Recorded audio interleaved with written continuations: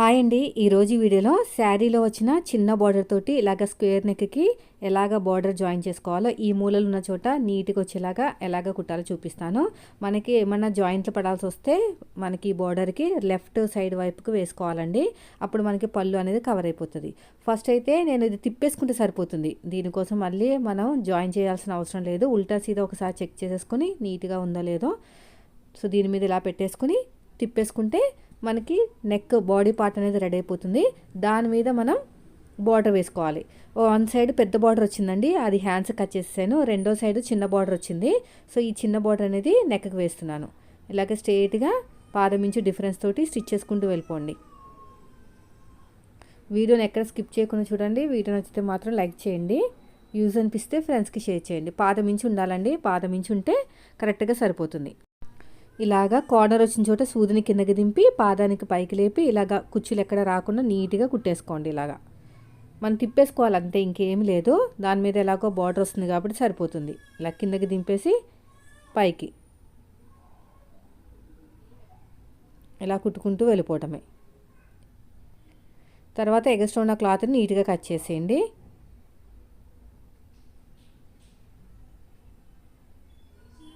ఇక్కడ కూడా అంతే. ఇది అయిపోయిందండి. తర్వాత వచ్చేసి ఇలా ఓపెన్ చేసేసుకుని టాప్ స్టిచ్ వేసేయండి. ఇలా టాప్ స్టిచ్ వేసుకుంటూ వెళ్ళిపోవాలి.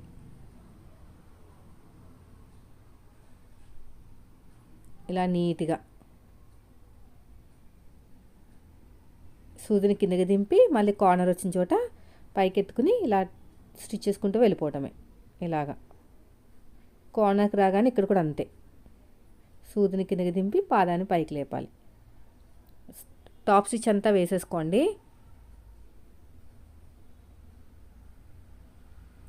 తర్వాత ఇలా క్లోజ్ చేసేసుకుని ఇంకో స్టిచ్ వేసేయండి. ఇలా కార్నర్ నుంచి ఇంకొక స్టిచ్, ఇలా మొత్తం కూడా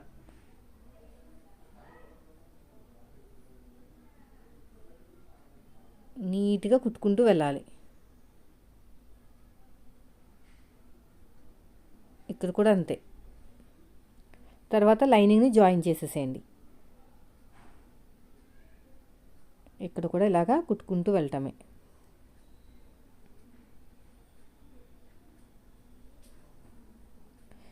తర్వాత వచ్చేసి ఇలాగ నీట్గా దూరం కుట్టు పెట్టేసుకొని మొత్తం కూడా జాయిన్ చేసేసుకోండి. చాలా ఈజీగా ఉంటుందండి. మనకి బార్డర్ వేస్ట్ అవ్వకుండా, సన్న బార్డర్ వేస్ట్ అవ్వకుండా ఇలాగా మన స్క్వేర్ నెక్ పెట్టేసుకోవచ్చు. మళ్ళీ మన వైపుకి ఇలా స్ట్రెయిట్గా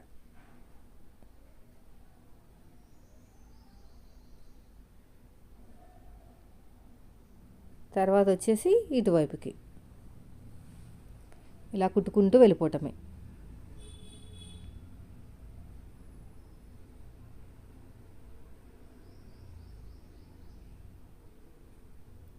వీడియోని ఎక్కడ స్కిప్ చేయకుండా చూడండి. చాలా మంచి ఈజీ స్టెప్స్ తోటి అయితే చెప్పాను. ఇక్కడ కూడా అంతే. ఇలా మొత్తం కూడా జాయిన్ చేసుకుంటూ వెళ్ళిపోవాలి. ఇప్పుడు ఎగస్ట్రా ఉన్న క్లాత్ని కట్ చేసేయండి.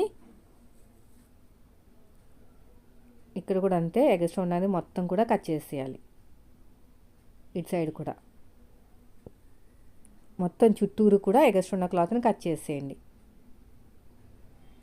ఇప్పుడు మనం బార్డర్ని జాయిన్ చేసుకోవాలి.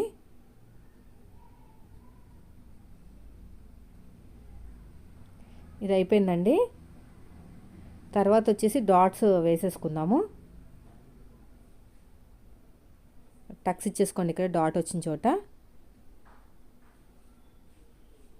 ఇక్కడ షోల్డర్కి తిన్నగా, కింద ఈక్వల్గా, నడుము దగ్గర ఈక్వల్గా ఉండాలి. షోల్డర్కి తిన్నగా ఉండాలి. ఇలాగ స్ట్రైట్గా స్టిచ్ వేసేయండి. తర్వాత వచ్చేసి ఇక్కడ కూడా అంతే. ఇక్కడ కూడా ఇలాగ నీట్గా స్టిచ్ వేసేయండి.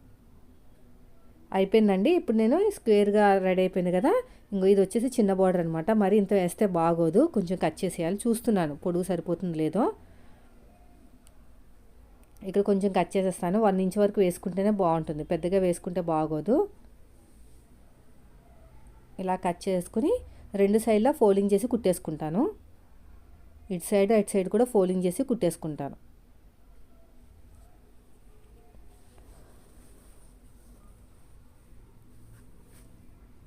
ఇలాగా వన్ సైడ్ ఇలా ఫోల్డ్ చేసుకుని కుట్టేసుకోవాలి.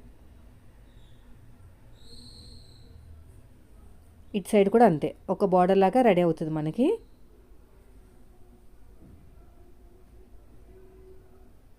మొత్తానికి మనకి 1 ఇంచ్ అయితే వస్తుందండి. ఇలా వన్ సైడ్ రెండు వైపులా కూడా ఫోల్డింగ్ చేసుకుంటే పోగులు బయటకు రాకుండా ఉంటాయి.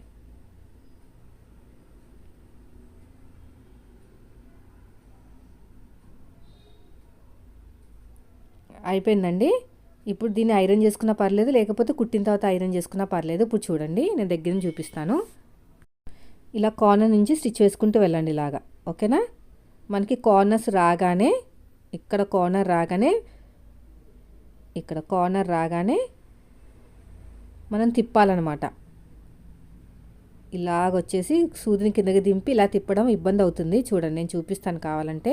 అలా లోపల దాకా వెళ్ళాలండి క్లాత్ అనేది, వెళ్ళటం కష్టము. అందుకని సూదిని కొంచెం వెనక్కి తీసేసి ఫోల్డింగ్ చేయాలి. చూపిస్తాను అది కూడా.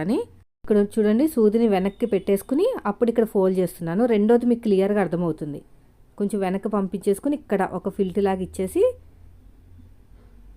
ఇలా సూదిని కిందకి దింపి మన వైపుకి ఇలా రావాలి, అటేమో అలా వెళ్ళాలి. ఈ రెండింటిని బ్యాలెన్స్ చేసుకుంటూ ఉండాలి మనం, ఓకేనా.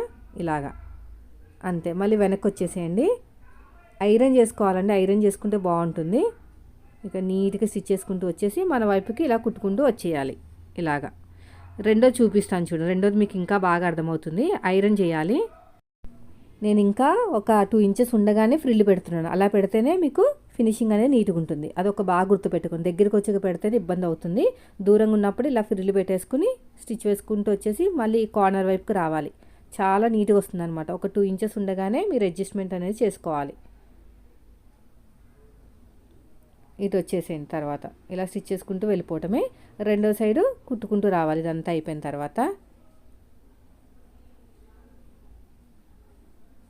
రెండో సైడ్ కూడా స్టిచ్ వేసేసుకోవాలి. కావాలనుకుంటే రెండో సైడు మనం పూసలు పెట్టుకుంటూ స్టిచ్ వేసుకోవచ్చు. చూడండి ఎంత బాగా వచ్చేసిందో. ఇప్పుడు రెండో సైడ్ స్టిచ్ వేసేస్తున్నాను. ఈ సైడ్ కూడా మీరు డిజైన్ పెట్టుకోవచ్చు. పూసల కింద పూసలు లేసి ఉంటుంది కదా, ఆ లేసి పెట్టుకుంటూ స్టిచ్ వేసినా కూడా నీట్ ఫినిషింగ్ అనేది వస్తుంది. ఇలాగ అద్దుకుంటూ చేతితోటి ఇలా వెళ్ళాలన్నమాట. ఇలాగా చూడండి, ఇలా చేతితోటి అద్దుకుంటే ఫినిషింగ్ నీట్గా వస్తుంది. ఇక్కడ కూడా అంతే. చూసారు ఎంత బాగా వచ్చేసిందో. ఐరన్ చేసేస్తే మన ఫినిషింగ్ అనేది ఇంకా బాగుంటుంది. వీడియో నచ్చితే లైక్ చేయండి.